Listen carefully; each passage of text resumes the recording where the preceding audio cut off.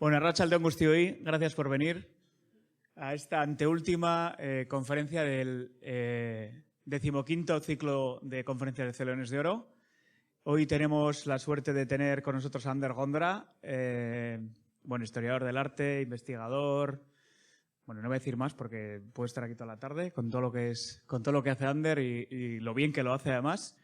Le va a presentar esta conferencia a Jesús Zubiaga, hasta septiembre director de la Fundación Sancho el Sabio, recién jubilado, que le conoce muy bien. Y cuando acabe Ander, pues nada, tendremos un turno de preguntas para el que quiera preguntarle algo a Ander sin ningún tipo de problema, ¿vale? Así que nada, muchas gracias y todo vuestro. Arratsalde-on, gracias Rafa. Efectivamente, llevo poco tiempo como trabajador del Estado, pero vamos, un placer. Me pidieron presentar a Ander Gondra y a la conferencia del ciclo de Celedones de Oro, del ciclo de 2025. Como veis, el título, Pequeñas historias de vida y muerte en el siglo XIX a la vez. Voy a hacer una pequeña presentación de Ander para que, estábamos viendo que casi todo el mundo nos conocemos, pero bueno, siempre hay noticias nuevas, ¿no? Y es importante saber también el bagaje que una persona que va a hablar lleva por detrás, ¿no? Ander Gondra Aguirre, vitoriano, es licenciado en Historia del Arte por la Universidad del País Vasco y es licenciado también en Antropología Social y Cultural, también máster de Antropología Visual. Su vida y su trabajo profesional ha estado siempre vinculado a nuestro territorio histórico. Cofundador en el año 2013 de Sansoley Ediciones, proyecto editorial asentado en Vitoria-Gasteiz y dedicado a la cultura visual y al estudio de la imagen, con un catálogo de más de 100 títulos hasta la fecha. Esta editorial y este año, pues también, estando en la Fundación Sancho el Sabio, es una de las editoriales que íbamos buscando y que conocemos perfectamente, ¿no? Es miembro, a su vez, de la cooperativa cultural Kultur Soleil, investigador del proyecto Álava Medieval Erdi Aroko Araba, y durante los años 2016-2019 dirigió el Festival Zacatumba Jaialdia, dedicado a la cultura de la muerte, abordando este fenómeno universal desde múltiples perspectivas humanísticas y artísticas. También he sido testigo de esta actividad que en su momento en Vitoria pues fue bastante llamativa. Yo creo que es una definición constante, la actividad de Ander, dentro de una ciudad con actividades llamativas, por llamarle de alguna forma, novedosa. El tema de la muerte no era un tema muy tratado en exposiciones ni tampoco en publicaciones, ¿no? Pero en exposiciones me acuerdo que con la Fundación Sancho el Sabio se hizo Muerte y Ritual en Álava, que fue una de las exposiciones pues más llamativas de las que hemos hecho, y más sorprendentes y desde luego más esclarecedoras en la época, ¿no? Ha comisariado varias exposiciones dedicadas a la historia local y al legado de distintos dibujantes gráficos de origen alavés. He hablado de la exposición de Zacatumba, pero también otra exposición que ahora mismo también está pues reviviendo, ¿no? Es la destrucción del convento de San Francisco, y que fue otra de las exposiciones bastante exitosa. Yo creo que fue la primera vez en la época en que estaba yo en la Fundación Sancho el Sabio en que tuvimos problemas de aforo. O sea, jamás habíamos tenido ese problema, y con esta exposición del convento, de la destrucción del convento de San Francisco, pues tuvimos problemas. Y creo que ahora con el tema de las películas vuelve a haber problema de aforo. También se ha desempeñado como traductor y editor de diversos libros. Imparte docencia vinculada principalmente a la historia y al arte de nuestra provincia. Y desde hace varios años viene desarrollando un proyecto web titulado Microhistoria Alavesa, donde comparte investigaciones centradas en pequeñas anécdotas o personajes olvidados del territorio. También destacar como Celedones de Oro, que una de las exposiciones en las que organizó Ander sería una sobre Celedón, apología de la fiesta, ¿no?, que se desarrolló en las fechas previas a las fiestas del año 2023. O sea que la relación con Celedones de Oro tiene otros hitos, además de la conferencia que hoy vamos a escuchar. Mi relación con Ander es larga, desde que estás en Vitoria, yo creo que hemos tenido relación. He asistido a bastantes conferencias, me acuerdo en Convento de Estíbaliz, visitas y conferencias que se organizaban, también en la Fundación Sancho el Sabio y en la Casa de la Cultura y en el Círculo. Ha sido bastante prolífico en conferencias y yo lo definiría como interesante y fácil de seguir. Quiero decir, tiene una habilidad dialéctica y un discurso muy bien montado que es muy grato oírle. O sea que hoy me callo yo y ese discurso os lo paso. Muchas gracias, Ander.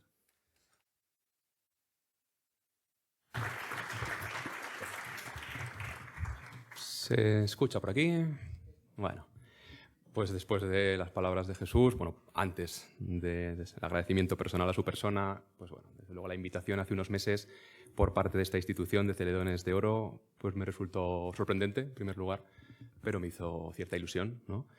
Por otro lado, como me exigen que sea de una temática específica, pues después de lo que ha indicado Jesús, 10 años hablando de 1001 asuntos, pues finalmente decidí traeros esta tarde de hoy.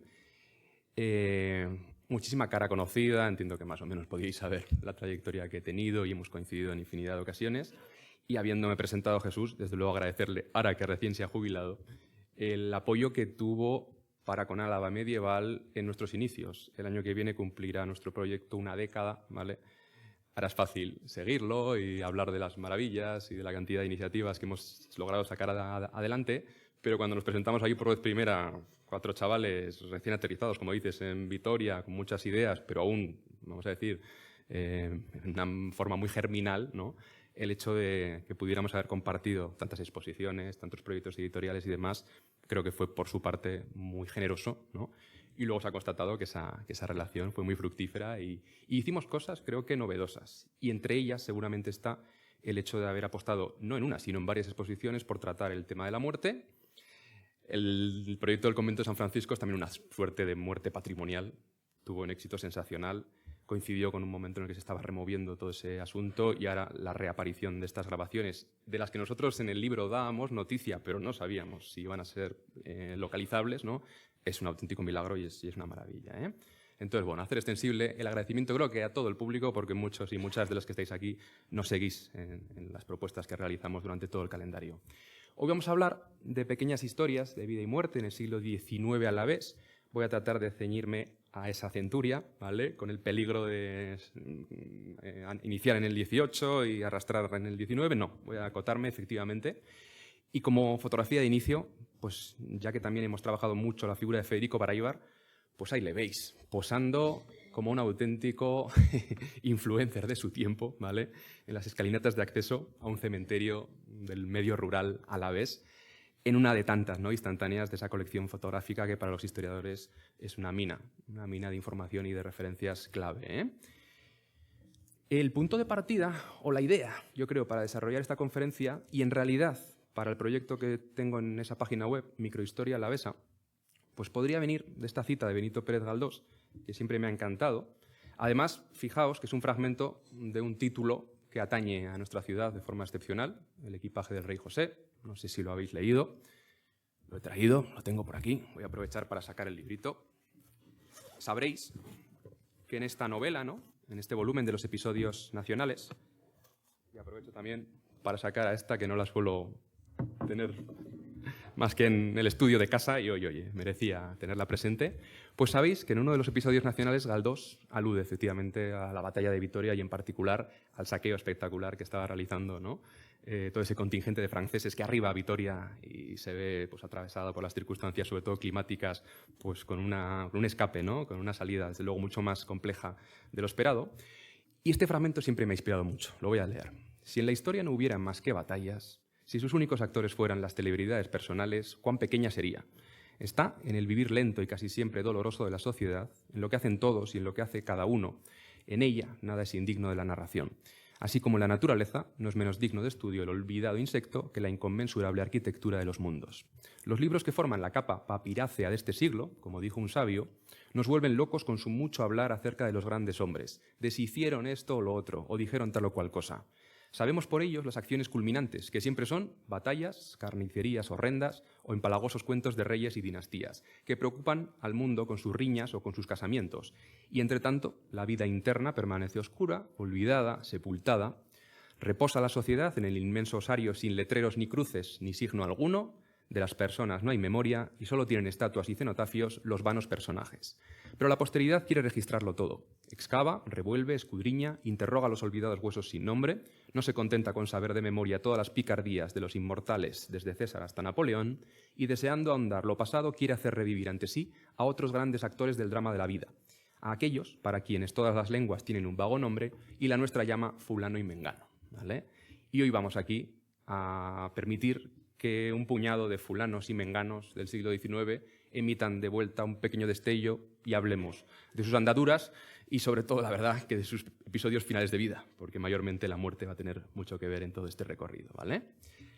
Antes de iniciar la presentación, me topé o recordé esta obra, esta imagen que veis aquí, forma parte de una danza de la muerte, de una selección, ¿no?, de instantáneas, donde un autor en particular, en este caso un alemán, Joseph Sattler, reflexiona, ¿no?, sobre cómo los distintos estamentos de la sociedad terminan tropezándose, sí o sí, efectivamente, con un mismo final.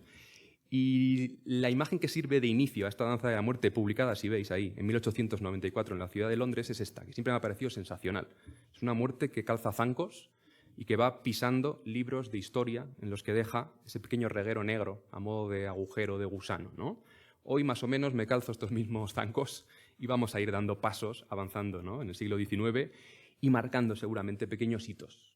Puede que algunos suene, algunos de los personajes con los que nos vamos a tropezar os resultará conocido, pero creo que el enfoque con el que le vamos a mirar no va a ser el más habitual, el más frecuente, ¿vale? Decía que me iba a ceñir estrictamente al siglo. Pues bien, me he topado con que hay un documento que en el 1801 es fundamental para hablar de estas temáticas, ¿vale? Fijaros que ese año se publica una real orden prohibiendo se celebren en los templos funerales de cuerpo presente y haciendo a los gobernadores de provincia responsables de la menor relajación que sobre este particular consientan. Os sonará, seguramente, que desde unas décadas antes, en concreto desde 1787, y aquí veis a mano izquierda el documento sensacional, ¿no?, que cambia ya y es un punto de no retorno en la historia de nuestro país, se había emitido una real cédula en la que ya se aludía que se requerían de cementerios extramuros bien ventilados para sepultar allí los cadáveres de los fieles, ¿vale?, y alejarlos del interior de las parroquias, que es lo que aquí se está dirimiendo, ¿vale? La problemática que se estaba dando, sobre todo con la proliferación de epidemias que continuamente azotaban el país, es que se pensaba ya, se tenía bastante claro ya, que esos enterros, en lugares en los que luego la feligresía los frecuentaba desde muy cerquita, propagaban, desde luego, el mal, y lo ideal era alejarlos y hacer también que en los funerales los cuerpos ya no estuvieran tan presentes. ¿Os podéis imaginar que si quitan del funeral el cuerpo del finado, pues empezarán a darse soluciones ingeniosas, elementos sustitutorios, y en alguna que otra parroquia alavesa, de forma milagrosa, tenemos también estas pequeñas muestras, vamos a decir, de arte popular, que nos reflejan seguramente una necesidad surgida en un momento y en un tiempo determinado. Esto que veis aquí, no sé si alguien ha tenido ocasión de visitarlo, de verlo in situ, podrá hacerlo con nosotros cualquier fin de semana del año, porque es la iglesia de Arbulo, que por suerte tiene un programa de visitas continuo. La iglesia de Arbulo es interesante por otras 1001 razones, pero lo cierto es que en lo alto del coro, que esto que veis aquí, aunque no se sitúe muy bien en la fotografía, está en lo alto del coro de la iglesia, esconde un templete, una suerte, ¿no?, de monumento funerario a 3 alturas, con esa suerte de remate de pináculo final, que veis que está bastante deteriorado, que tiene un sinfín de cagadas de paloma en la parte superior, que lleva ahí no sabemos cuánto tiempo, y que digo que es milagroso que persista y que esté donde está, porque si os fijáis, no sé si os da el tono, es un monumento efímero, de factura muy popular, realizado con una serie de tablones de madera, unos listones que se clavan con 4 clavos, y que está ahí montado cuando en principio lo que debería estar es desmontado y apilado en un almacén, en una sacristía, porque este tipo de arquitecturas efímeras solo se emplearían en determinados momentos del año. ¿Qué tipo de momentos serían estos? Pues los aniversarios, los funerales donde ya el finado no está presente y de alguna manera hay que tener algo que lo sustituya, ¿vale? Que lo personifique, sobre la cual se realicen los mismos rituales y liturgias, ¿no? Que se habrían realizado encima del cuerpo.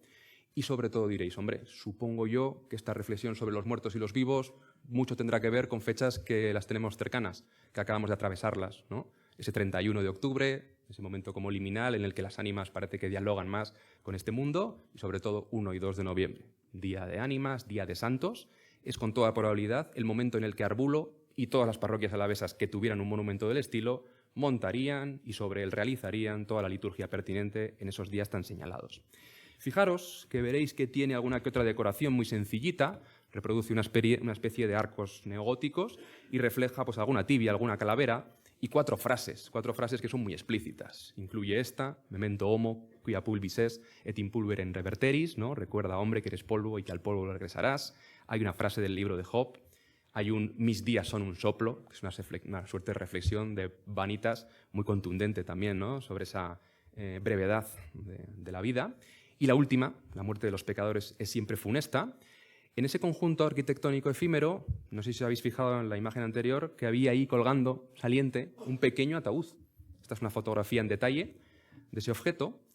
Y ya os digo que lo de Arbulo es un milagro porque esto ha durado hasta nuestros días. En principio habría objetos semejantes en 1001 parroquias alavesas, cumplirían una función determinante durante siglos. No sé la datación porque mira que he rebuscado en archivo y no he dado con la pista de cuándo se lo encarga, de quién lo hace, de cuándo y de qué función ha cumplido y hasta qué momento, pero será pues, del siglo XVIII finales, se emplearía durante todo el XIX y dejó de cumplir función, desde luego, totalmente a partir ya del Concilio Vaticano II, en los años 60, toda esta parafernalia sustitutoria desaparece, se manda a quemar, se manda a destruir y aquí pues serían más vagos y tenemos la suerte y la fortuna de que ha persistido, ¿vale?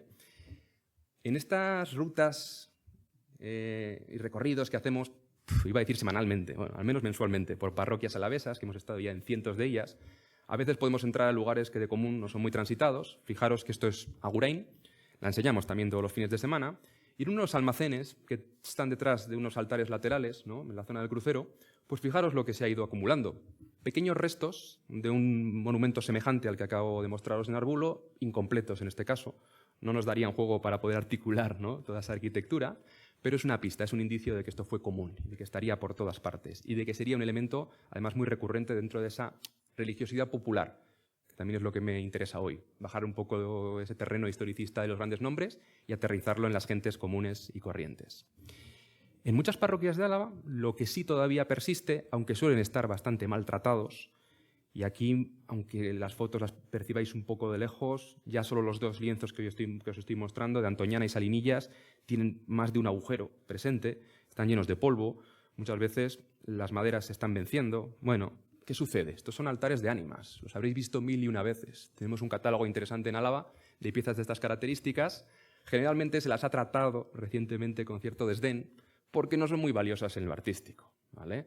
Ni los quizás tracistas arquitectos que dan forma a la arquitectura que los cobija, ni los autores de los lienzos suelen ser de primer orden. Igual son autores de nuestra zona, que tenían más o menos el código bien aprendido, pero no me negaréis que por otro lado son algunas de las obras más impactantes en cuanto a la iconografía reflejada.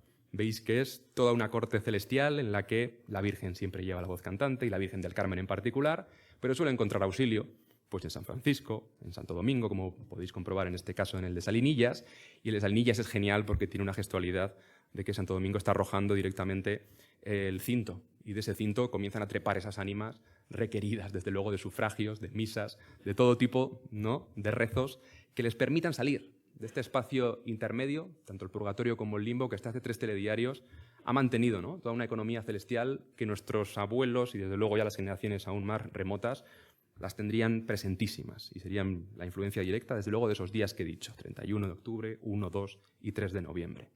Aparte de estos, os muestro uno que me fascina. No sé a dónde he ido a parar, yo solo lo he visto mediante fotografía.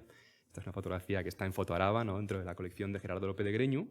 Es un altar de ánimas de Zuaza, donde podéis comprobar que 2 de ellas están a punto de ascender efectivamente al cielo. Se las llevan como en una abducción de un extraterrestre prácticamente, ¿eh?, del bracito, tirando hacia arriba, y ahí les esperan angelotes músicos que están ahí haciendo sonar una agradable sintonía, ¿no? Los hay también en Apellaniz, la tenemos en Arriola. Alguno puede resultar más sorprendente porque quizás con algo más de pericia, pues este de Arriola en particular es un lienzo barroco ya algo más agraciado en lo artístico. Pero el ejemplo quizás más notable, ¿no?, de esta tradición, de esta devoción tan vigente en el 18 y en el 19 está en nuestra ciudad. Y me sirve también para reivindicar a un escultor, Mauricio de Valdivielso, que en la actual iglesia de Santa María, antigua capilla de Santiago de la Catedral Vieja de Gasteiz, ¿no?, hizo este fabuloso retablo de ánimas, en este caso esculpido en relieve, que me imagino que conocéis y que si no lo conocéis, desde luego entrar cualquier día, que suele estar muy abierta esta parroquia, y echarle un vistacito, ¿no? En este detalle de esas almas abrasadas por este fuego purificador, ¿no?, y requeridas de ese bracito de auxilio que veis que queda situado en lo alto, pues no me negaréis que en un periodo en el que este arte, ¿no?, se sintiera como algo mucho más vivo, una devoción de la que todos, vamos a decir, aún mantuvieran mucho más el recuerdo, pues sería un arte absolutamente evocador. Tiene esa dimensión como literal del barroco y del neoclásico, ¿no?, que en estas musculaturas se plasma de forma excepcional. Me sucede que siempre que en las excursiones últimamente, desde el año pasado, me encuentro con estos altares, con estos retablos, no puedo dejar de pensar en esta escena de una película que salió, como os digo, en 2024. Lleva por título Bodegón con fantasmas. Y como podéis comprobar, estos dos fantasmitas, uno de ellos ha de alzar el brazo para que entiendan que no son personas disfrazadas, sino que son muertos reales que han regresado. Pues ¿a qué vuelven? ¿A qué vuelven a hablar con el cura de su pueblo? Pues vuelven a decirles que se sienten en este momento un tanto huérfanas porque han oído por la radio que el limbo ha dejado de existir, que el purgatorio ya no es un lugar en un sentido físico, ¿no?, sino un sentir. Y piden que esto no sea así, que por favor les den una prórroga. Quieren seguir en el limbo, y no os voy a destripar la película, pero quieren seguir en el limbo porque aunque les han prometido llegar al cielo, hay ahí una serie de familiares a los que no tienen demasiadas ganas de volver a ver, ¿vale? Y no puedo dejar efectivamente de imaginarme esta escena cada vez que me topo con un nuevo altar de ánimas repartido por la provincia. Pues bien, antes de pasar a otra pequeña historia, quiero mostrar también vais a ver, este pequeño asunto que tengo entre manos desde hace unos meses, porque entre el público estoy seguro que hay gente sensible a las temáticas que estamos abordando. No sé si identificáis esta parroquia. Si lo hacéis, seguramente es por el retablo magnífico que se ubica allí a las espaldas, retablo recientemente restaurado, es la parroquia de Morillas, ¿vale? Puede que también identifiquéis, aunque la foto es un tanto borrosa, la he cogido de la web de Euskal Telebista, al párroco, es Carlos Ortiz de Zárate, sacerdote que además ha dado infinidad de conferencias porque tiene esa faceta como etnógrafo y es un tipo muy interesado en todos estos asuntos que hoy estoy tratando aquí. Y comprobaréis que si esta es una misa contemporánea, porque esto es una fotografía del año anterior, tiene alguna que otra singularidad, ¿no? Sobre todo las vecinas y vecinos que vemos aquí en primer término, alguno que otro parece enlutado y están sentados sobre los reclinatorios, sobre estas pequeñas sillitas, y aunque han dejado algún que otro banco instalado, parecieran estar recreando una misa de hace ya unas cuantas décadas o algún que otro siglo atrás, ¿no? Bueno, se da la circunstancia de que en la iglesia de Morillas, efectivamente, existe, y se ha mantenido hasta nuestros días, una cofradía dedicada a las ánimas. Se fundó en el 1751. Le debemos a Carlos toda la información que hasta el momento se tiene, ¿no?, sobre su devenir histórico y sobre su situación contemporánea. Desde un primer momento, generalmente, estaban como miembros cofrades, ¿no?, la mayor parte de padres y abuelos de cada casa de la zona, de toda una comarca bien amplia. Consta que durante ese periodo de finales del 18 y durante bien entrado el 19 había cofrades en Ribera Alta, en cualquiera de sus concejos, también en Cuartango, en Montevite, en Ollabarre. La situación quizás geográfica de Morillas así lo propiciaba, ¿no?, es como puerta de entrada a dos valles en particular. El día de reunión en el que se celebraba, ¿no?, casi de forma obligatoria, y si no había que abonar una pequeña multa, pues el encuentro de todos los cofrades era el 8 de septiembre, el lunes siguiente, perdón, al 8 de septiembre, la festividad de la Virgen. Podéis entender que asociada a esta cofradía iban infinidad de indulgencias, la consecución de gracias perpetuas cuando acudías a esos rezos específicos, y que esa era la clave de todo el asunto, el tener una suerte de arrope comunitario conformado por todo un tejido social, ¿no?, que te quedaba alrededor, que iba a garantizar que el día de tu muerte acudiera un grupo de jóvenes con la mortaja, con el ataúd, que rezaran los responsos, que tuvieran los hacheros y que hicieran aniversarios y que hubiera pues como esa labor, y desde luego ya os digo, mucho más socializada quizás la muerte de lo que lo tenemos hoy día. Y en el día grande montaban catafalco, empleaban, como os digo, hacheros, todas las velitas encendidas, se hacía una ofrenda de pan y creo yo que recientemente hemos dado con una clave más, porque pienso que ese día también instalarían un monumento efímero del que este verano, una tarde de este verano, dimos con sus restos, ¿vale? Esto que veis aquí es una fotografía realizada en julio de este mismo verano. Os voy a mostrar varias de las piezas que conforman esta estructura. Como veis, son una serie de elementos, de marquitos de madera donde han sido colocados estos lienzos que simulan, ¿no?, una serie de cordeletes, y donde veis que de forma muy sintética, hecha por mano popular, por pintor de la zona, se han reflejado una serie de calaveras. En la primera, no sé si os habéis fijado, tenemos corona. Se ha tratado de identificar con la figura de un jerarca, de un rey. En esta tenemos un capelo, ¿vale?, distinción eclesiástica bastante precisa. Aquí tendríamos quizás a un papa, quizás a un obispo, y en el medio a una calaca pensante, como no me he topado otra en Álava, ¿vale?, ese esqueleto que está ahí reflexionando con la guadaña, a ver a quién se lleva, a ver quién es el siguiente, ¿no? Os estará dando también a entender que el deterioro ha hecho mella. Esto lleva almacenado en un lugar muy húmedo décadas y décadas. Recién este verano pudimos volver a, vamos a decir, mostrarlo y tratar de componerlo de vuelta en la nave. Iba acompañado, y las pudimos localizar, de un par de calaveras, de una serie de maderas que veis por aquí repartidas. Y la preocupación que ahora yo tengo, y que Carlos Ortiz de Zárate comparte, y que ojalá lo consigamos, es preguntarnos si estaremos a tiempo aún de salvarlo. Ya habréis visto que valía artística quizás no tiene ninguna, pero en un sentido antropológico, etnográfico, si os he dicho que el de Arbulo, que yo sepa, es, si no el único, uno de los únicos monumentos fúnebres que tenemos en Álava y puede que en todo el País Vasco, habrá que hacer lo posible por salvar este otro. Para que entendáis cuál sería la configuración que se le daría a estos maderos que os he mostrado de forma así un tanto discontinua, yo sospecho que serían una serie de gradientes, no tan espectaculares quizás como este catafalco de una pequeña iglesia, de una pequeña ermita zamorana, pero me da un poco la sensación, ¿vale? Me permite que tengáis un poco en mente la posible reconstrucción del mismo, ¿eh? Bueno, son pequeños detalles. Veis también que hay un pequeño lienzo ahí donde tres ánimas exigen también ese auxilio, ese ruego. Es algo que estaría, ya os digo, activo, perfectamente reconocible y entendido por nuestros antepasados y que ahora se apaga y estamos a tiempo de salvarlo, me da la sensación, ¿eh? Como tantas pequeñas historias que uno registra, ¿no?, en la hemeroteca o en los archivos, también a nivel patrimonial, estos objetos, pues es el momento ideal para que no pasen desde luego a la posteridad y se destruyan por completo, ¿eh? Tengo alguna posibilidad de ser optimista en este sentido.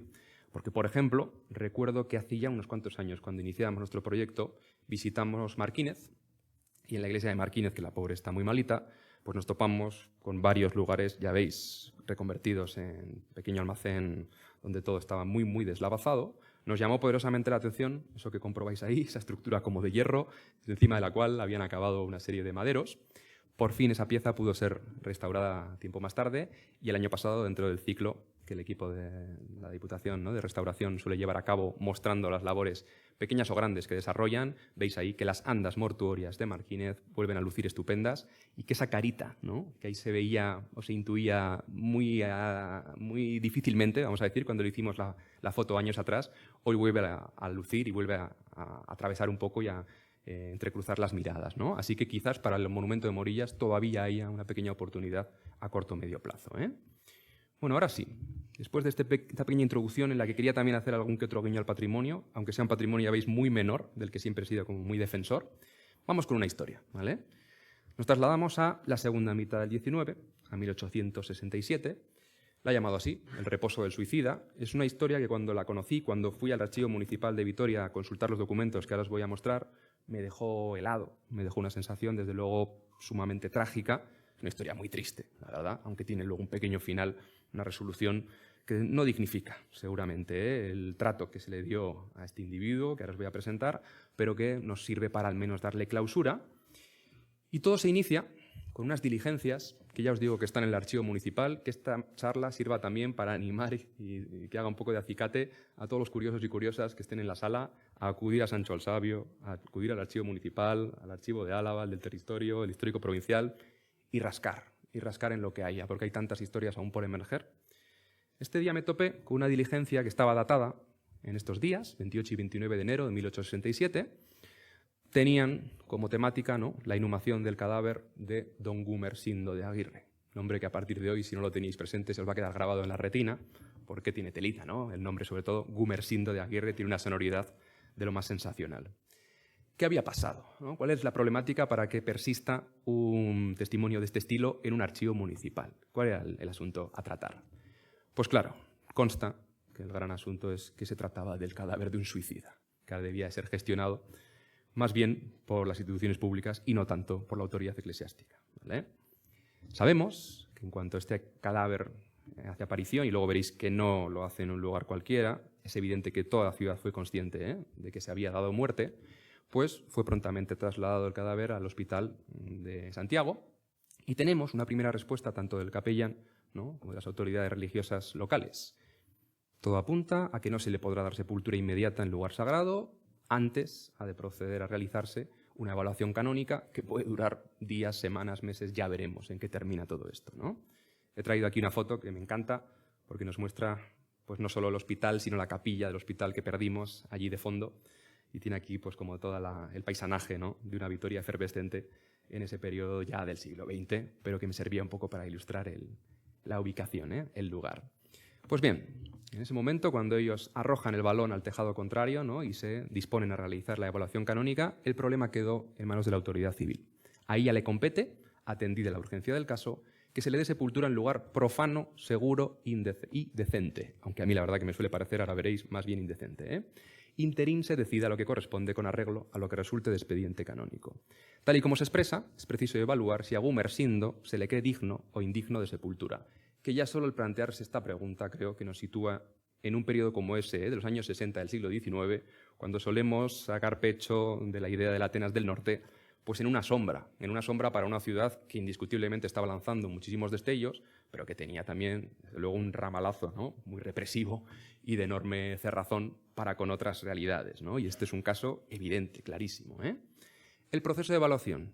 ¿Cuál es el tema a tratar? Pues la competencia exclusiva de la autoridad eclesiástica ha de ver, ¿no?, si esa colación de sepultura a los que mueren en el seno de la comunión cristiana se puede o no otorgar al amigo Gumersindo.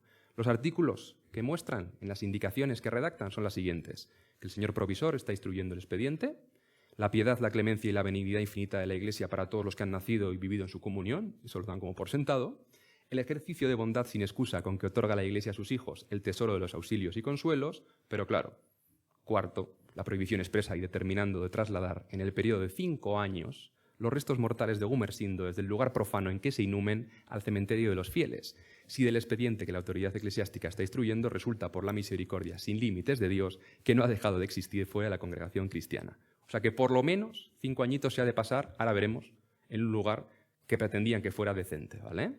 Siendo así, el cadáver del expresado Gumersindo tendrá que continuar sepultado 5 años fuera del sitio en que descansan los de sus hermanos y sin participar de las misas y oraciones que en el cementerio se dedican al eterno descanso de las almas de los que en él duermen. Así que queda en un terreno liminal completamente ajeno al del resto de fieles vecinos y vecinas de su ciudad. Claro, todo esto es un tremendo enredo burocrático espiritual, ¿vale? La gran pregunta que yo me hice cuando me topé con este expediente, ¿no?, es si todos los suicidios de la época generaban semejante cantidad de documentación, si había otros muchos expedientes parecidos, o bien en Vitoria, o bien en otros rincones de la provincia. Creo que es un caso un tanto singular, y he tratado de seguir la pista de otros suicidas. Como os podréis imaginar, si hoy hay un enorme velo, ¿no?, con respecto a este tema, que sigue resultando tabú, pues bueno, tratar de identificar cómo se dirimían estos asuntos hace 200 años resulta muy complejo, pero he podido, desde luego, rastrear algún que otro caso de suicidio y en ninguna circunstancia me he topado con algo tan espectacular como lo que aquí se narra, ¿vale? Creo que el hecho determinante en su historia, en su caso, es que su muerte resultó ineludible, y ahora veis a entender el porqué, ¿vale? Toda Vitoria fue partícipe de la misma y resultaron, ¿no?, de esa, vamos a decir, popularidad del caso, pues bueno, estas determinaciones, estas decisiones, vamos a decir, bastante complejas de justificar, La prensa local aludió a ello. Fijaros que de forma un tanto escueta, tenemos aquí el recorte. El jueves se suicidó en Vitoria disparándose un pistoletazo en la cabeza el empleado de la Diputación alavesa, don Gumersindo de Aguirre. De ese detalle en particular es de donde tenéis que entender que dirima, ¿no? Desde luego se da como conocido y reconocido el hecho de que es alguien popular, ¿vale?, persona muy apreciada en aquella ciudad. Apenas contaba con 44 años y se creía que el señor Aguirre había sido atacado de una enajenación mental que lo llevó a atentar contra su vida. Buscan incluso una posible justificación, ¿no?, a todo este asunto. Si esta pequeña nota no nos da demasiadas pistas, resulta que en otros recortes ya de tirada nacional en hemeroteca pude dar con una noticia publicada en el Pabellón Nacional en el que se narraba lo siguiente: un acontecimiento sumamente desagradable había tenido la pasada semana el triste privilegio de atraer sobre sí la atención pública en Vitoria, conmoviendo dolorosa y profundamente aquella ciudad, por otro lado, ¿no?, culta y pacífica.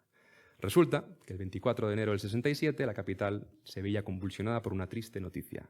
Entre las 9:30 y las 10 de la mañana, el tesorero de la Diputación, el señor Echevarri, había escuchado la detonación en el despacho contiguo de la Oficina de Intervención de Cuentas de la Casa Palacio. Y ahí está la clave de todo ello. Se suicidó en el Palacio de la Diputación, ¿vale?, un disparo.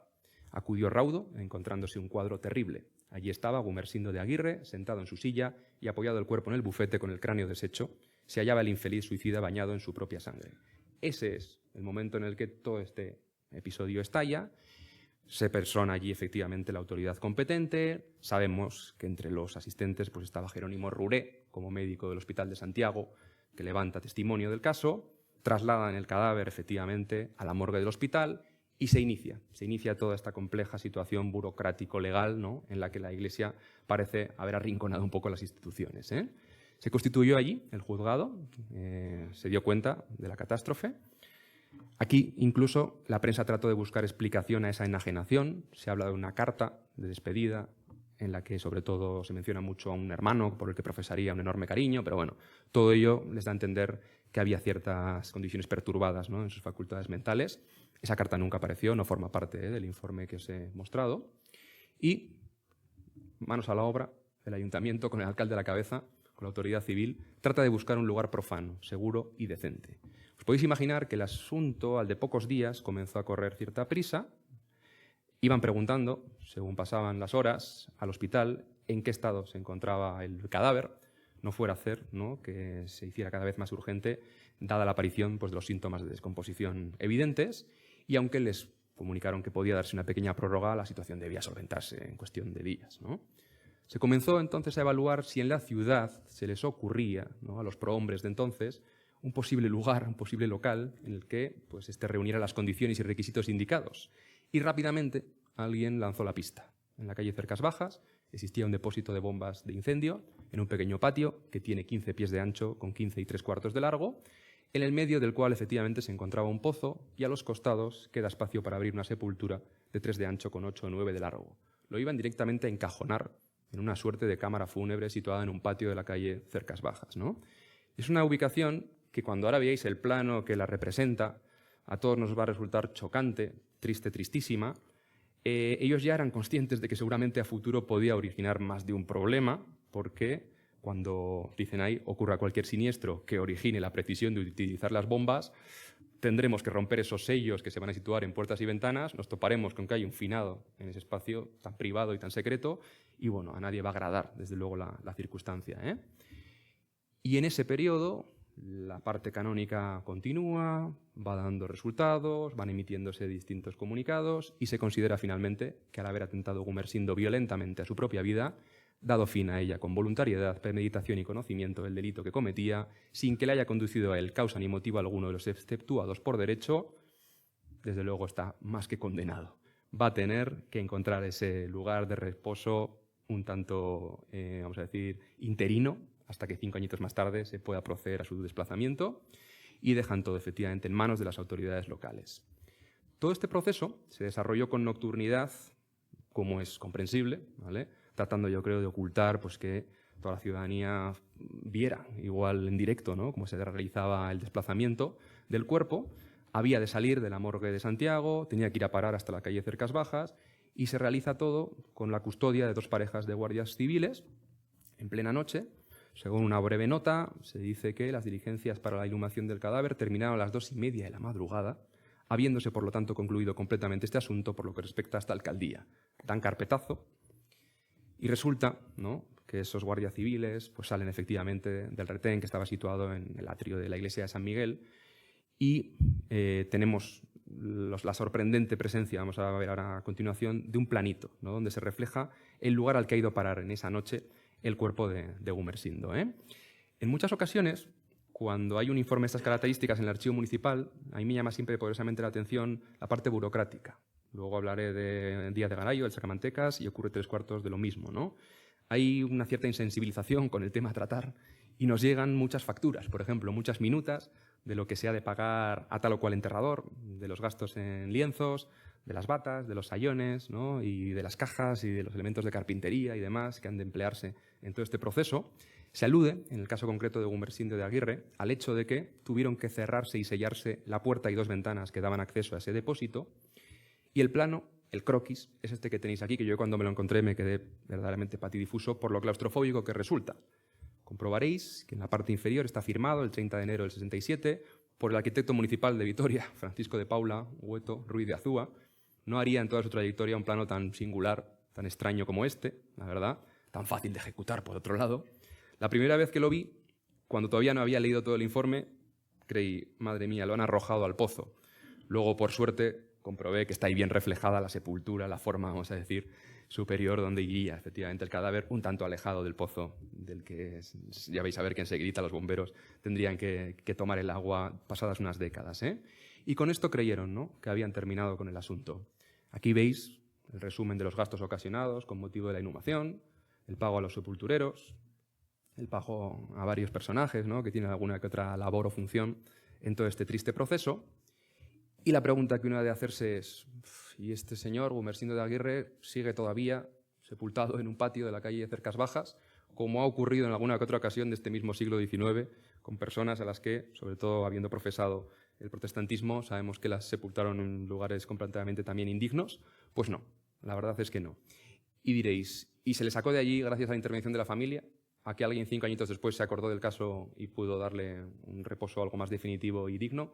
Pues tampoco, la verdad. La circunstancia se avivó por una cuestión puramente de necesidad pública. Y no fue hasta 1880, o sea que mediaba más de una década. Consta que en 1880, en enero, se emite una pequeña cartita en la que se dice: contiguo al depósito de las cubas y efectos para la extinción de incendios, en las cercanías de la fábrica de gas existe un patio, perteneciente al municipio, que se haya utilizado por haberse dispuesto de él para enterramiento del cadáver del malogrado Gumersindo, empleado de la excelentísima Diputación, por mandato del señor alcalde de la época en que tuvo lugar su fallecimiento, por no existir entonces en el cementerio lugar asignado para el sepelio de los que morían fuera del seno de la religión católica, a fin de que tuviera enterramiento bastante digno. No sé si el bastante ya trata de exponer que igual no lo tienen del todo claro, ¿no? Se aprovechó dicho patio con este fin y ahora disponemos en la necrópolis, se dice aquí, de un sitio especial para estos casos. Como quiera que en dicho patio, hoy cerrado, existe un pozo que es de gran utilidad, pues por favor se practiquen las diligencias necesarias para proceder a la exhumación y se destine dicho patio a la función para la que idealmente se ha pensado, ¿no?, para el servicio de cubas de la Sociedad de Seguros de esta ciudad. El proceso se dio, está perfectamente constatada, la entrada de los mismos sepultureros que unos años atrás habían realizado el proceso, la exhumación y el traslado, efectivamente, hasta Santa Isabel. Claro, resulta que en nuestro cementerio, que surge precisamente en torno a esa fecha en la que hemos comenzado este recorrido, después de 1801, después de esas exigencias de la Real Cédula, ¿no?, que pedía que nos dotáramos de un cementerio extramuros, Vitoria se resistió, como tal cualquier otra localidad del entorno, ¿vale? Queríamos seguir enterrándonos en terreno sagrado, en los espacios interiores de las propias parroquias, pero no quedó más remedio, sobre todo a partir, ¿no?, de la presencia de contingentes franceses y en la década de los años 30 y 40 del 19, Santa Isabel fue increciendo, pero inicialmente nunca tuvo un espacio, desde luego, destinado a dar digna sepultura ni a suicidas, ni a protestantes, ni a quienes fallecieran fuera, efectivamente, de la religión católica. ¿Cuándo lo obtuvo? Pues efectivamente las primeras gestiones para ello se tomaron a partir del 1871-1872 y tenemos incluso, fijaros, el proyecto de fachada para la construcción de ese cementerio de individuos que fallezcan fuera del gremio de la religión. Estaba, por tanto, perfectamente separado del terreno sagrado, ¿no?, correspondiente al resto del vecindario, y ahí fue a parar, a ese espacio interno, ahí, una vez más, también como escondido del resto de la urbe, ¿no?, ya entonces, desde luego, la figura de un Gumersindo olvidado por todos sus presentes y que hoy, pues si acaso, le hemos emitido un breve destello en base a esta documentación histórica, ¿no? Cuando uno pasea por Santa Isabel, sabéis que hay un muy bonito recorrido en el que ciertas placas conmemoran, pues, a ilustres alaveses y alavesas que ahí descansan. Claro, para figuras como esta, que no fueron a parar a un sitio muy determinado, cuya sepultura no persiste, porque luego toda esta separación entre el cementerio católico y católico desaparece, ¿no?, pues no hay más recuerdo que este que podemos dispensarle hoy día. Con un tema tan delicado y creo que tan necesario aún de abordar como el del suicidio, pues bueno, sirva el caso de Gumersindo, y quien tenga curiosidad, en la página web que he mencionado, en Microhistoria, he abordado algún otro tema del estilo, pues sirva al menos el caso de Gumersindo como un pequeño homenaje, ¿eh? Fijaros que al realizar esa separación se indica que ambas zonas deberán estar completamente separadas por una cerca, que este recinto, para quienes mueran fuera del gremio de la Iglesia, contará con un acceso especial, una puerta independiente por la que entrarán los cadáveres y las personas que los acompañen, nuevamente esa condición como de apestados, más allá de destinarles un espacio específico, perdura y se mantiene, ¿eh? Bueno, aquí damos fin a esta primera historia. Nos situamos en la década de los 60, aunque la hemos tenido que estirar para resolverla hasta el 80, y abrimos ahora un nuevo caso que lo he titulado así, porque creo que también esto puede dar luego a reflexión con respecto a nuestro momento presente, ¿no? Atracción y repulsión. Atracción y repulsión hacia ese individuo que veis ahí de espaldas, que diréis, madre mía, ¿y de quién va a ser este cogote? ¿Vale? El caso que ahora nos va a ocupar, pues sobre todo las fechas que a mí me interesan, son ese momento, bisagra entre el 80 y el 81 del siglo XIX. Vamos a hablar efectivamente de Juan Díaz de Garayo. Sé que hace un par de semanas, si acaso, o un poquito más, estuvisteis aquí, tuvisteis la fortuna de revisitar esa grabación que décadas atrás se filmó en Gasteiz con un montón de gente local. No pude venir porque estaba impartiendo una conferencia ese mismo día en Ignacio Aldecoa. Me habría encantado poder estar presente porque he estudiado durante muchísimo tiempo el caso de Garayo y sabía de la existencia de la película, pero haberla podido ver aquí con todo el mundo habría sido una maravilla, ¿eh?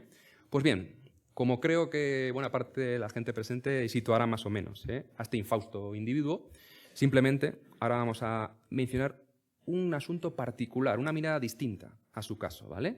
Que tiene que ver con el momento posterior a su detención.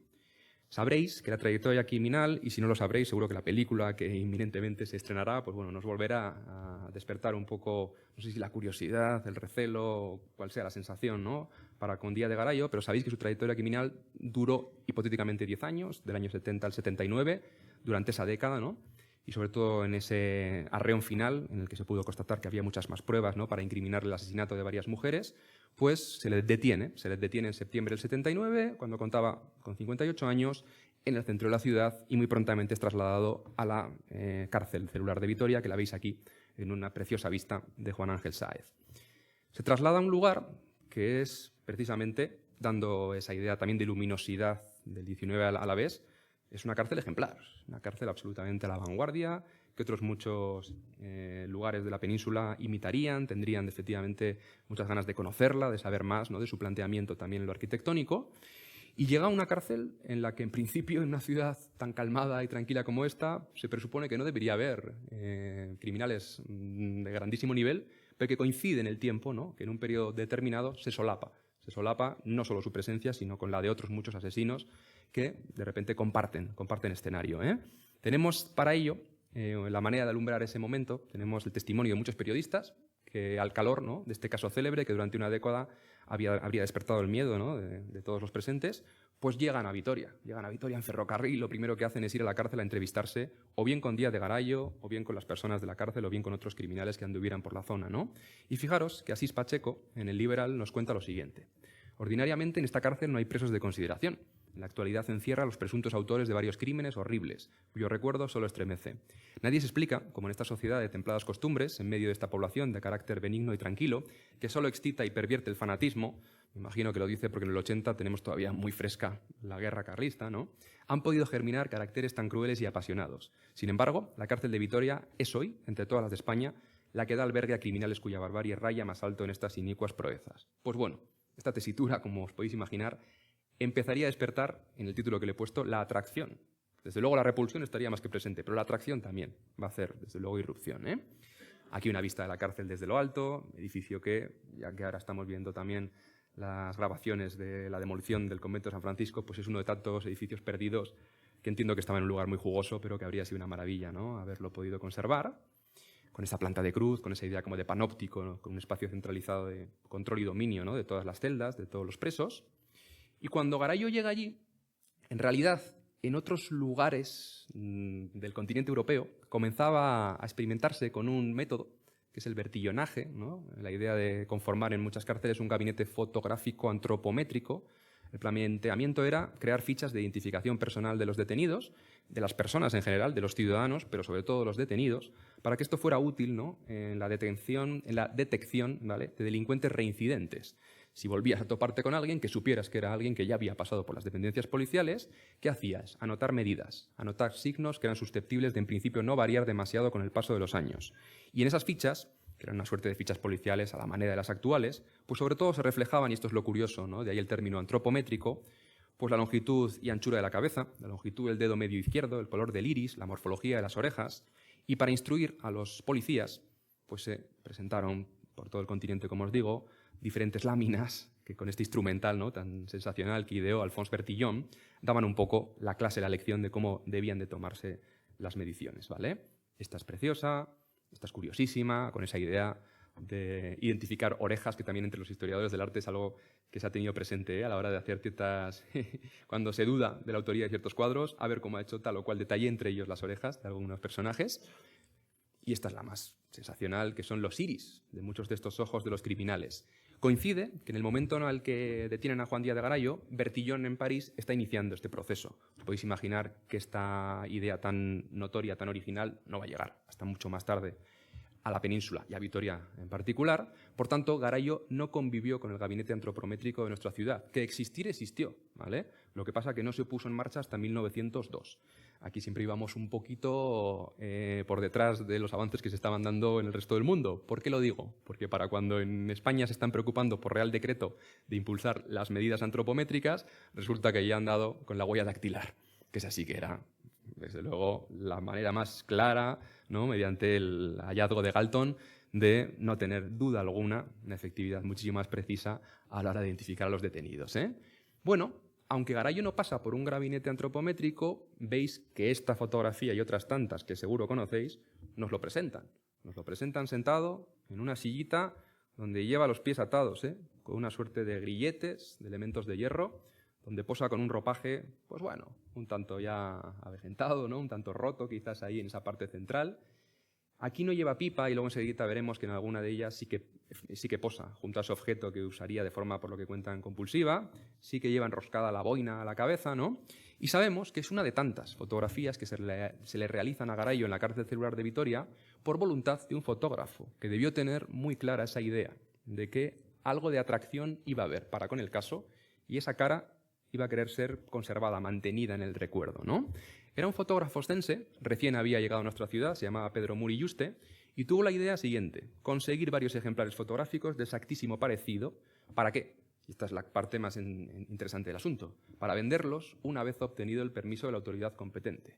Y aquí no me negaréis que todos y todas tendréis de primeras la sorpresa, ¿no?, de decir, ¿quién quiere una foto de este nefasto individuo que ha estado atemorizando a todas las gentes?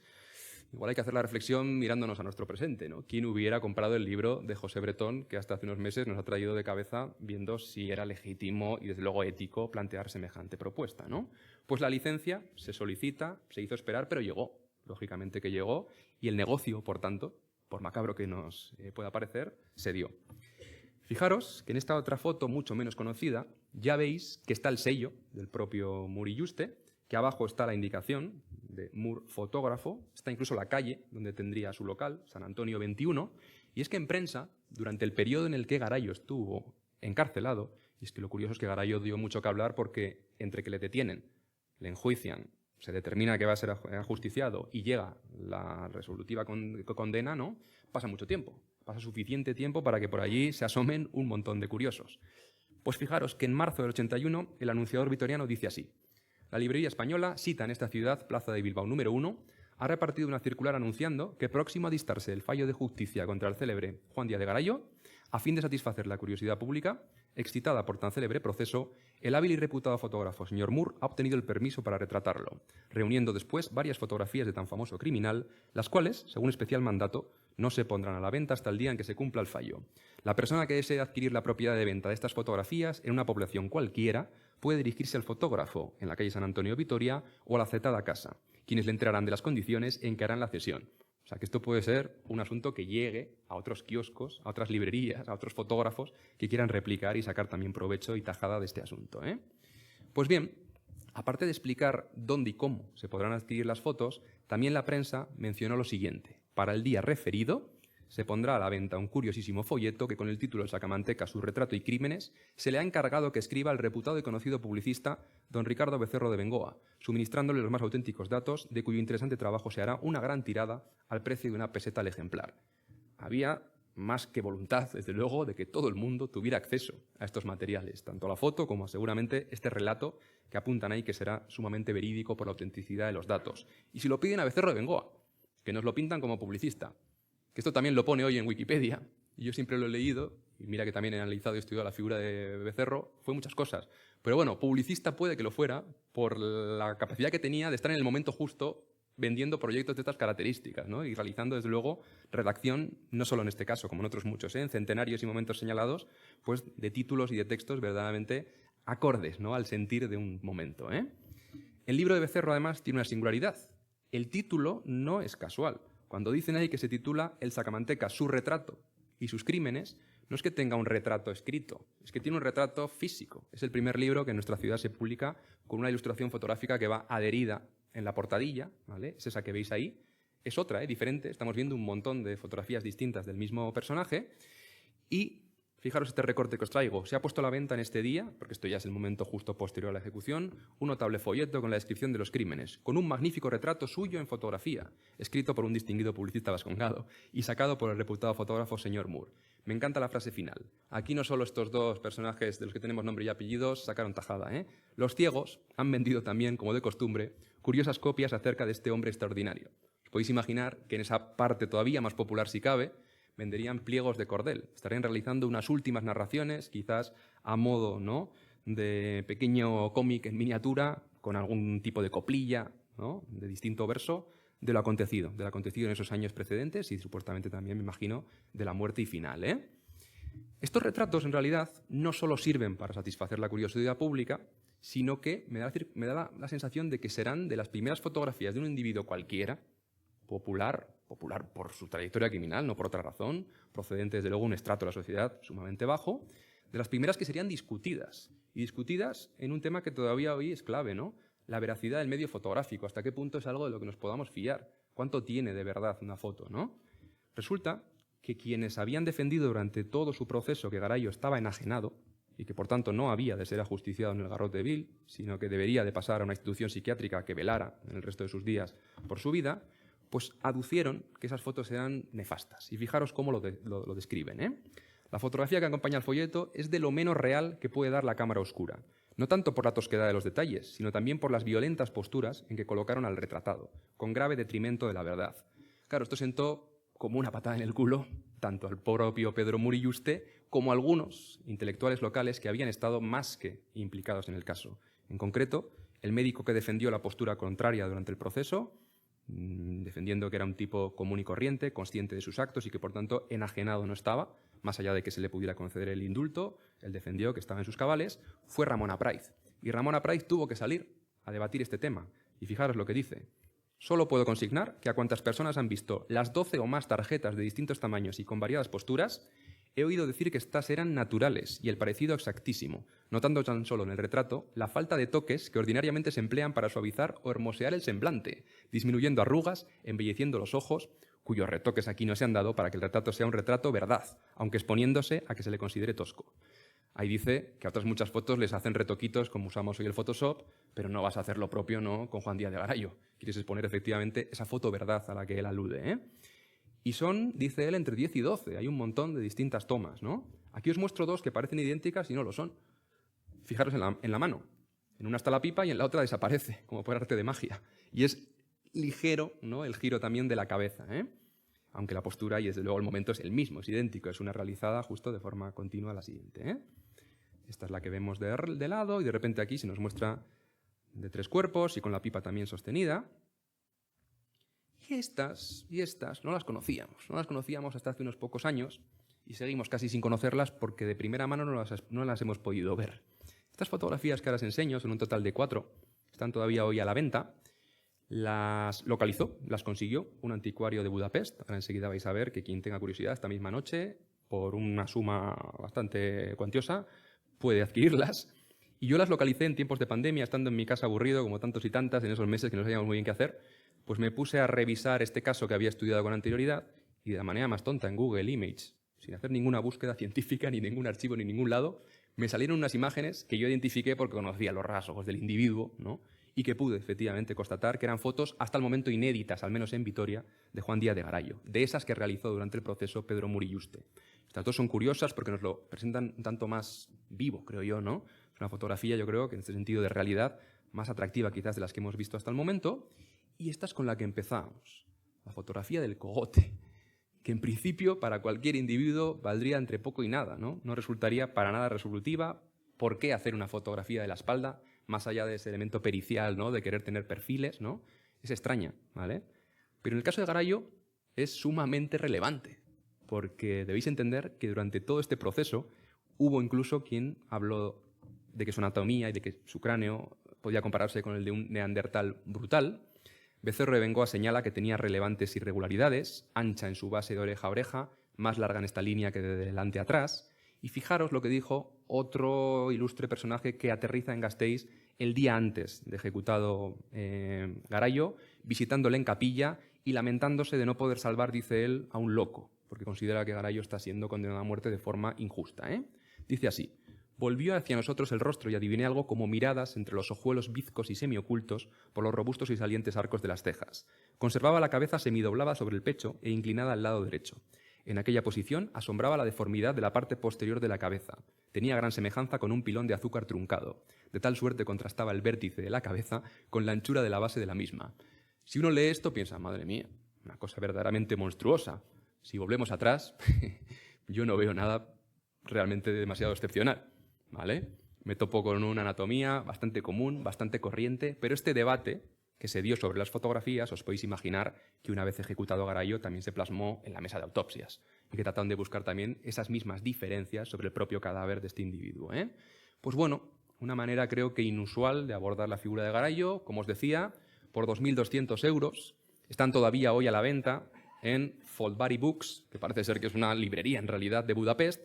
Contacté con ellos porque mi gran sorpresa era cómo leches había llegado esto hasta Budapest.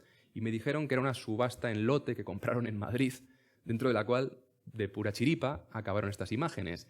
Es en realidad una manera clara, yo creo, de entender que si esto ha acabado en un lote madrileño, podría haber acabado en un lote de cualquier lugar, ¿vale? De que esa comercialización del producto se dio.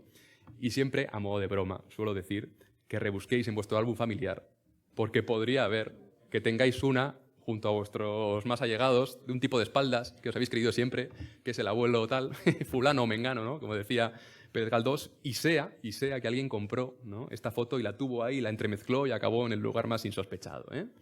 Bueno, cerramos este apunte. Dicho lo cual, tengo mucha curiosidad por ver la película, también algo de miedo, porque es un caso que he estudiado mucho y le he dedicado horas y horas. Y oye, confiemos en que sea una plasmación. No quiero que sea 100% desde luego ceñida, ¿no?, a los hechos, pero al menos que tenga algo de coherencia interna. Y vamos ya casi encaminándonos hacia el final, vale, perfecto, con un detallito que me apetecía traer, la verdad. Esta última historia lleva por título Un recién nacido de 170 años, ¿vale? Hasta ahora nos hemos aproximado a la muerte de distintas maneras. Hemos hablado de ese injusto tratamiento a un suicida del siglo XIX. Hemos visto que en el caso de Garayo, sin llegar a hablar ni de sus crímenes ni de su ejecución, ¿no?, hemos tratado un tema intermedio, de esa etapa en la que se convierte en el detenido más célebre de toda España y puede que de todo el continente. Y ahora nos vamos a la literatura y nos vamos a un abordaje distinto de la muerte, en realidad tratando, no sé si de evitarla, ¿vale?, de zafarnos de ella, de hacer algún tipo de sortilegio que nos dé la vida eterna, que es un tema que ahora también, sobre todo entre las clases más apoderadas, vuelve a estar más que presente, ¿no? Esa búsqueda como de la eternidad, por decirlo de algún modo. Este fotograma, ¿sabéis de qué es? Igual habéis visto la película. El curioso caso, ¿no?, de Benjamin Button. Una película que hace unos años tuvo mucha fama. Es una adaptación de un relato de un escritor norteamericano, Scott Fitzgerald, ¿no?, un escritor del siglo XIX también. Y narra efectivamente, y esto es una escena del inicio de la película, el caso de un niño que nace viejo y que va poquito a poco, ¿no?, rejuveneciendo. Es una cosa que va a la inversa, vamos a decir, de la costumbre, de la norma, ¿no? Resulta que hace unos años tuve el gusto de trabajar durante bastante tiempo, la verdad, en una labor de búsqueda en hemeroteca que fue muy fructuosa. Y es que yo trataba de dar con todos los relatos publicados en prensa por Ricardo Becerro de Bengoa en su etapa final de vida, cuando se dedicaba a la política, pero tenía mucho entretenimiento entre medias, porque entre que hacía muchos viajes, que tenía muy buena mano con la pluma, ¿no? Y nos legó un sinfín de dibujos, entre que le gustaba también mucho la narrativa, pues yo constaté que tenía que haber muchos todavía inéditos, vamos a decir, no compilados, ¿no? Y eso es lo que hice. Me preocupé de juntarlos, los que me parecieron que todavía hoy, ¿no?, tenían una manera más clara de interpelarnos, porque otros igual eran un tanto ilegibles, ¿no?, o muy farragosos en su escritura, y publicamos un libro en nuestra editorial en San Soleil, Historias Increíbles. Sobre todo, el punto de partida fue que yo leí este cuento, que lleva por título Un recién nacido de 170 años. Me pareció tan bueno que quise ver el resto de su producción. Quizás es el mejor, ¿vale? Así que mi sorpresa quedó un pelín, ¿no? Me hubiera gustado que hubiera habido una calidad semejante en el resto de su producción, pero desde luego son, para los que nos gusta la temática alavesa, un capricho y una cosa muy del gusto, ¿eh? Fijaros que él explicó en un momento dado cómo se le ocurrió la idea de un recién nacido de 170 años. En septiembre de 1870, mientras esperaba en Venta de Baños la llegada del tren express para Palencia, escribí este cuento, por no rendirme al sueño y al aburrimiento, y poco tiempo después se publicó en el ilustrado y antiguo diario Vascongado Irurakbat. A partir de esa publicación original se republicó en 1000 sitios, también en alguna que otra revista local, apareció en compilaciones de tirada nacional, se tradujo incluso al inglés y llegó a estar disponible en alguna que otra revista, tanto de Inglaterra como de Nueva York, en Estados Unidos. El tema que se aborda es el de la inmortalidad, sobre todo la preocupación por la eterna juventud, y se llega a él, se llega a esa posibilidad, ¿no?, remota y soñada, gracias a un procedimiento experimental que pone a prueba un curandero, y en el que os invito a leer el cuento, pero tiene mucho que ver el alcohol, la sidra, ¿vale? Y una serie de... una borrachera de esas en las que salen a relucir ideas que luego resultan sorprendentes, ¿no?, y transformadoras.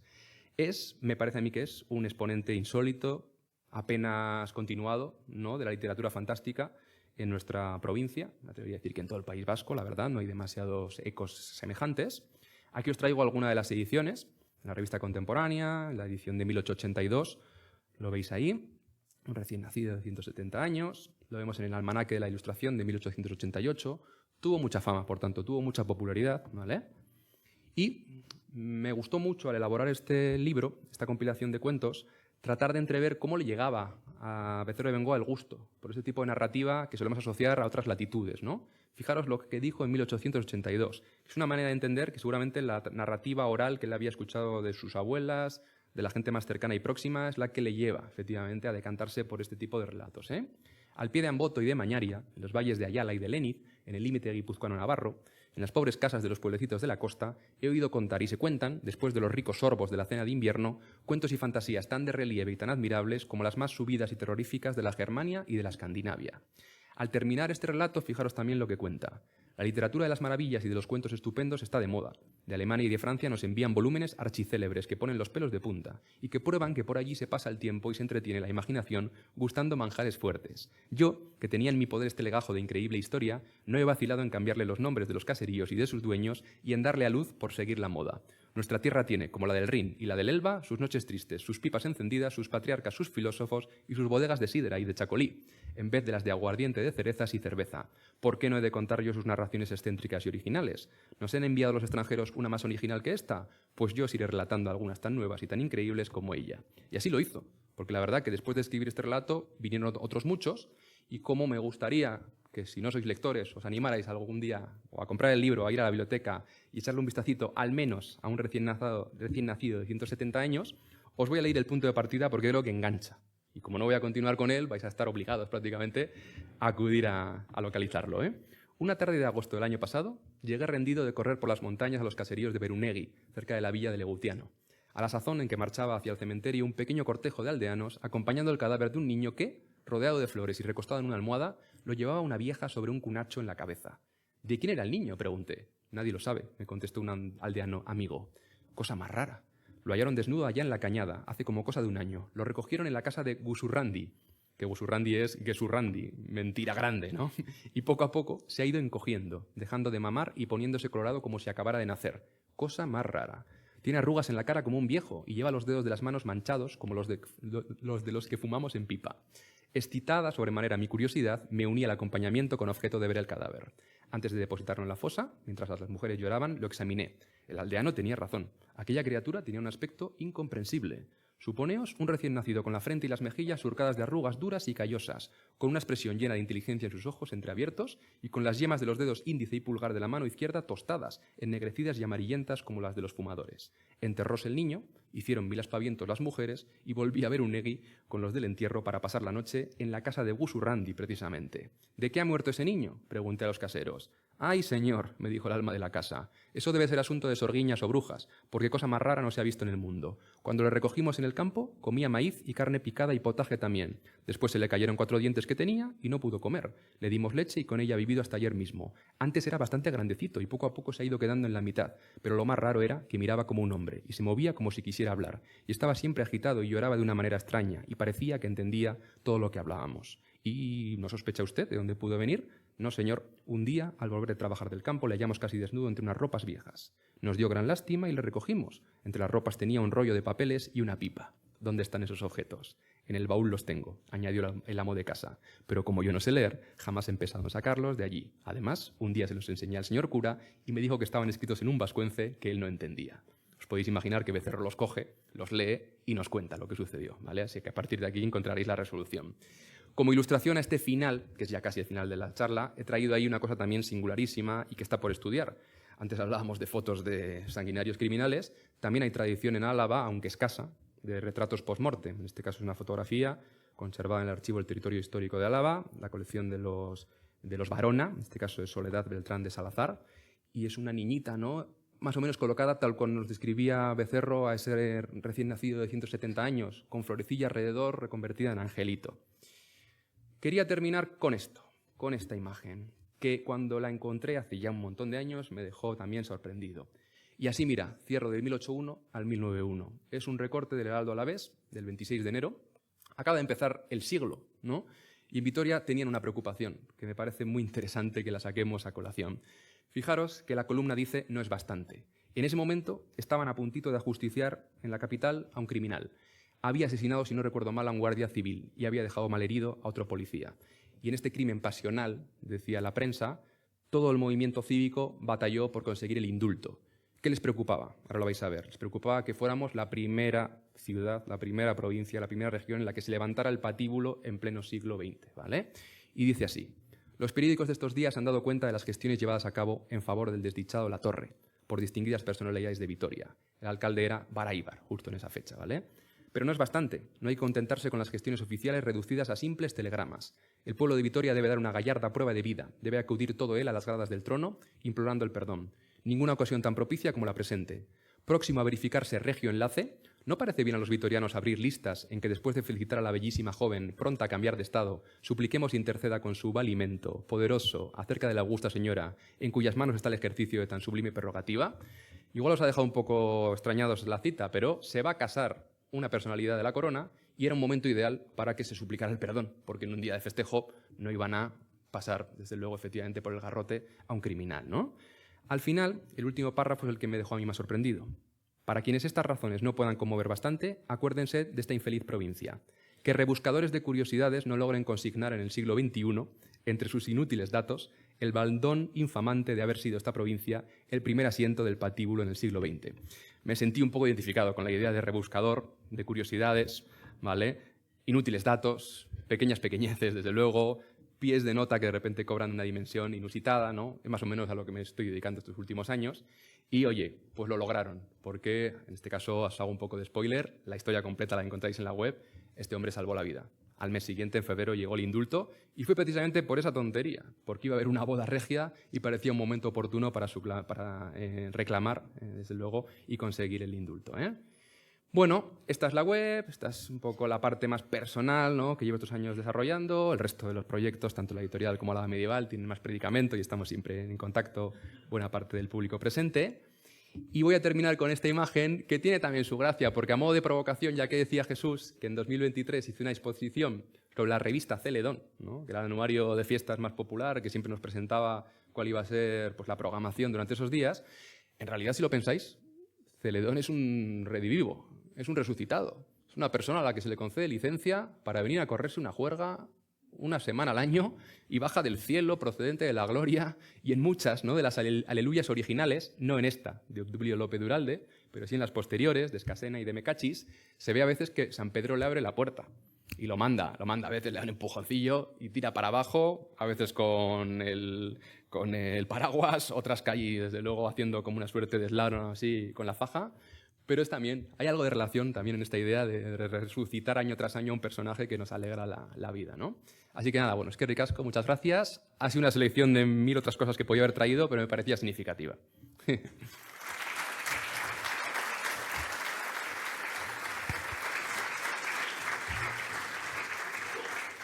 Bueno, muchas gracias, Ander. Espectacular todo lo que nos has contado, esas intrahistorias de la historia de las que están llenas los archivos. Bueno, a mí me llama mucho la atención, pero bueno, la arquitectura efímera de las ánimas, el caso casi Penny Dreadful, ¿no?, de Sacamantecas. Y bueno, casi tenemos a Becerro Bengoa casi como Eta Hoffman, es una cosa espectacular.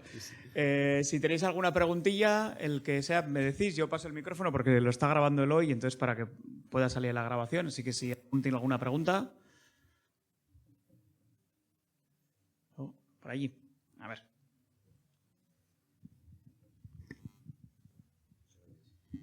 Hola, buenas noches, Gorka.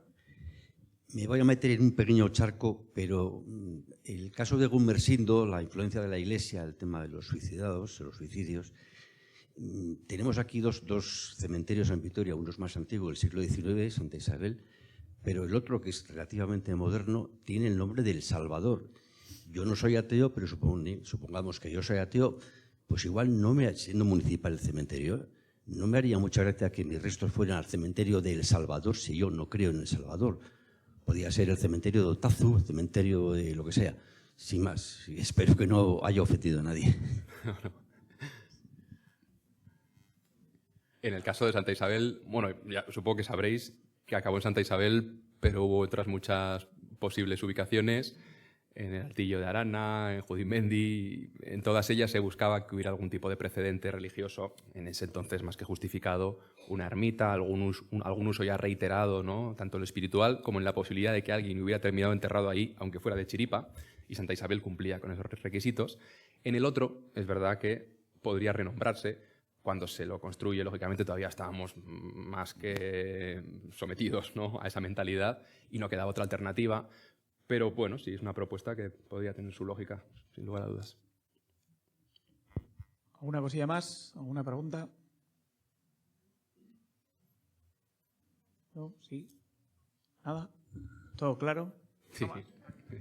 Ya abusando que no hay cola, me llama también la atención en Santa Isabel que sabemos que hay una serie de panteones de personajes famosos, célebres historiadores, políticos, y yo a Sacamantecas no le veo como asesino, como una especie de homenaje para que pase a la inmortalidad cuando ha sido una persona que por cualquier motivo igual estaba, como has dicho, enfermo, pero no me imagino que al lado de una serie de personas de cierto valor, de mucho valor personal, público, pues esté una placa allí que te puedes leer, sí, la historia de una persona que ha pasado la historia tristemente por haber matado a varias personas. Es un tema que genera, desde luego, una cierta controversia. Además, está situada la placa como en el acceso a un espacio ajardinado donde presumiblemente podrían haber estado los osarios, el espacio al que habría ido a parar el cuerpo, ¿no?, en la fosa común. Pero le queda cerca otro personaje también que tiene placa, y no digo que no la merezca, pero que hay que analizar en su debido contexto porque está muy cerca de Zulueta. Y suele darse la circunstancia de que otras muchas placas de ese recorrido están dañadas, entiendo que por el paso del tiempo, comprensible, al igual que le afecta a los panteones y las tumbas, pero esas dos, en más de una ocasión, me las he encontrado realmente con gestos de iconoclasia. De decir, a un asesino célebre, por mucho que reconozcamos si hayamos tenido que escuchar, ¿no?, su trayectoria criminal, no se le rinde, no sé si es la palabra homenaje, la verdad. Y a un esclavista y a uno de los últimos y más nefastos, ¿no?, impulsores de la trata de blancas desde África, desde China, y bueno, verdaderamente un personaje sumamente corrupto como Zulueta, pues igual tampoco. Pero bueno, quiero también creer que es parte de nuestra historia, por negra que sea. Igual que me parece que no conocemos, reconocemos e indagamos demasiado en las guerras que nos han conformado en lo que somos, y no me refiero a las del siglo XX, también las del XIX, que otros países creo que igual han hecho más esa reflexión. Yo qué sé, es difícil. Tampoco en las placas no se ensalza, lógicamente, su figura, ¿no? Te lo sitúa y te lo sitúa, desde luego, en un contexto pues, muy dificultoso. Sí, sí, sí.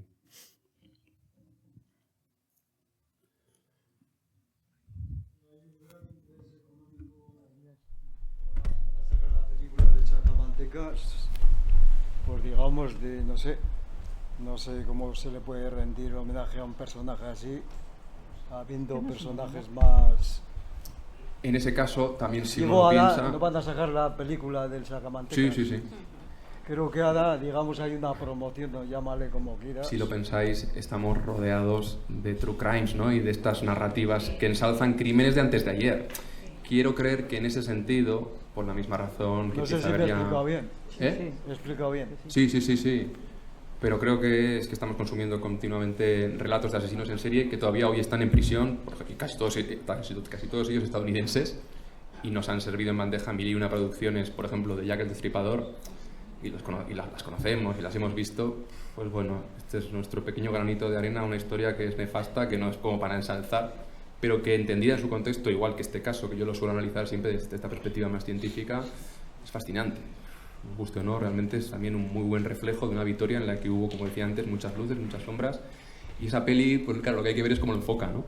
Me imagino que desde luego harán un tratamiento en lo psicológico del personaje complejo, que lo merece, pero ya veremos, no lo vamos a enjuiciar antes de... Y para terminar, yo tengo entendido que un asesino en serie, sin justificarlos, creo que tiene un nivel cultural y un nivel de todo mucho más alto que este personaje. Este era inculto, analfabeto, retrasado mental, lo tenía todo. Bueno, tanto como eso, en principio, según lo que describen las gentes que lo conocen tras la detención, no, porque muestran ciertas habilidades y cierta pericia y cierto conocimiento de lo que hace o deshace, ¿no? Pero desde luego su trayectoria vital es nefasta, pero también en un sentido de que es el claro reflejo de una realidad que no es solo la suya, eso es también lo que defendían Apariz y compañía. Habían conocido a otros muchos garayos, ¿no? Que desde su más tierna infancia se ven abocados al trabajo, luego a llevar vidas en las que tenía mucho que ver la penuria, el pasar hambre, el alcoholismo y mil circunstancias familiares.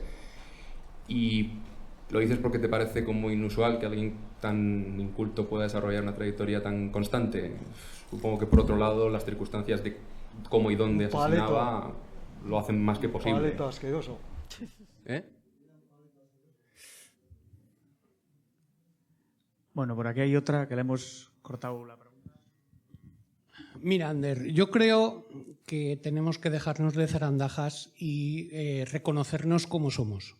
Tú has estado hablando durante todo el rato de personas muy interesantes que han hecho una gran labor en el siglo XIX por Vitoria-Gasteiz, por Álava, por la historia, y nos han dejado un recuerdo imborrable. Por ejemplo, has hablado de Federico Baraybar, has hablado de Ricardo Becerro de Bengoa, y ahora yo voy a preguntarte a ti y por extensión pregunto a toda la gente que está aquí presente. Imaginaos que viene un director de cine y quiere hacer una película sobre Ricardo Becerro de Bengoa. Imaginémonos que quiere hacer una película sobre Federico Baraybar o otro personaje del siglo XIX que ha sido muy importante, que ha sido el general Álava. ¿Qué película tendría más tirón? ¿Una película sobre el Sacamantecas o una película, por ejemplo, sobre Federico Baraybar? Todos sabemos la respuesta. Todos sabemos la respuesta. Entonces, yo creo que vamos a dejar de rasgarnos las vestiduras y ver que somos como somos. Y nos gusta el morbo y nos gusta lo que... Y esa película, yo te lo digo ahora, que estamos en el mes de noviembre de 2025, va a ser un éxito. Y esa película va a ser un éxito porque además recoge un personaje que no solo sale en esta película, sino que has dicho que en el año 1979, creo que el otro día hizo el hijo de Venancio del Val, había hecho una película también similar, pero es que ha habido un montón de libros precisamente dedicados a esa figura. Entonces, claro, el hacer así, es que era un personaje, no, era un personaje que a nosotros nos interesa porque se ha quedado en el acervo cultural alavés como la persona más conocida del siglo XIX, lo queramos o no. Además, una curiosidad, bueno, hay otra película, Cuerda de presos, que en ese caso la verdad que la imprecisión con respecto al relato histórico es total, aunque como una suerte de road movie castellana, ¿no? Verdaderamente sorprendente, tiene sus toques interesantes.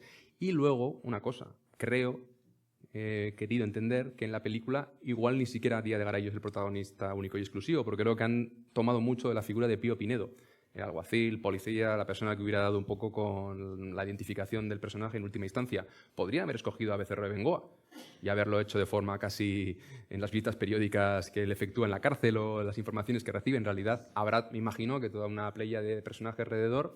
Claro, el asesino no puede faltar, es que al final va a ser una narración a modo de thriller. Pues sí, lo que dices, el éxito creo que está más que asegurado, seguramente. Y entrando además como entró, dentro ya de la corriente como de Asustaniños, ya sin su representación corporal y física, sino como una especie de hombre del saco, ¿no? Genérico, al que se acudía tratando de amedrentar a las criaturas durante muchísimo tiempo en un sinfín de cantinelas y de coplillas, pues hombre, pues es que es lo que hay, sí, sí. Bueno, pues yo creo que ahora, Ander, como habiendo dado la conferencia y por ello, a partir de ahora es socio de Celones de Oro, te va a entregar Jesús Zubiaga y yo mismo el diploma y la estatua de Celedón. Y nada, quedas investido como socio de Celones de Oro. Tengo con el paraguas que tiene...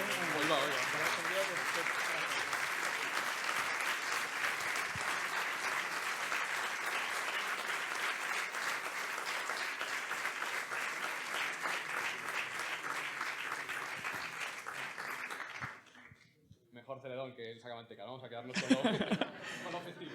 Bueno, muchas gracias a todos por venir y os recordamos que la última conferencia del ciclo es el próximo 15 de diciembre. La hará Joaquín Jiménez sobre un homenaje a su padre Iñaki he dicho. Joder, he dicho al revés. Iñaki Jiménez, un homenaje a su padre, Joaquín Jiménez. Muchas gracias por venir. Sí, claro. Aquí, ¿no?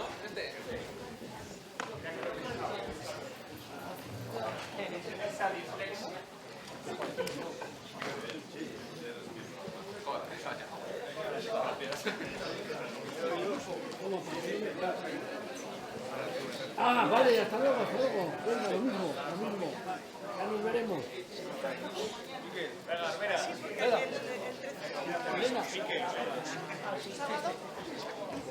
En el vale, sí.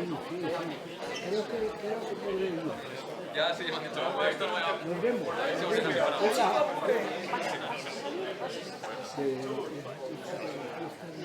Hola.